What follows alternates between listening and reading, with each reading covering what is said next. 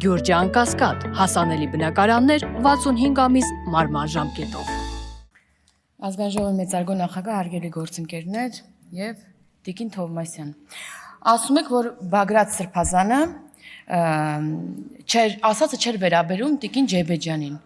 Ուրեմն խնդրում եմ ձեր եզրափակիչ ելույթում անդրադարձեք, թե ում բերանն էր ցանկանում լվանալ Բագրատ Գալստանյանը։ Ինչևէ, նշեցիք, որ ես եւ իմ գործընկերներից շատերը քննադատել են տվյալ միջադեպը եւ փաստացի հաստատում եք, որ մենք երկակի ստանդարտներ չունենք։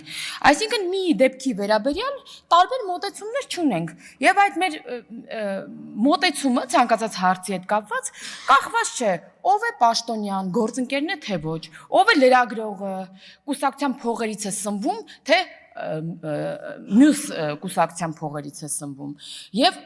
առհասարակ ոչ էլ կախված է նրանից, թե տվյալ լրագրողը ինչպես է ընկալում տվյալ իրավիճակը։ Դու արտահայտվում ես այն դիրքերից, թե ինչպես ես դու զգում այդ իրավիճակը։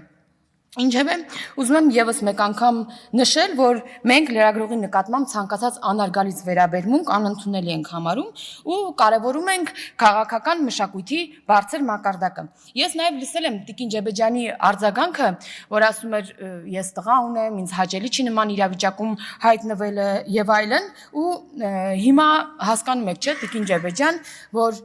այս իրավիճակը դարձել է քաղաքական շահարկման թեմա։ Եվ ինչի համար ես անկեղծորեն ձեզնից ներողություն եմ խնդրում եւ կոչ եմ անում եւ իմ գործընկերներին, իմ կուսակցության եւ ընդդիմադիր գործընկերներին հանգիստ թողել Տիկին Ջեբեջյանի հետ կապված դրվագը եւ չշահարկել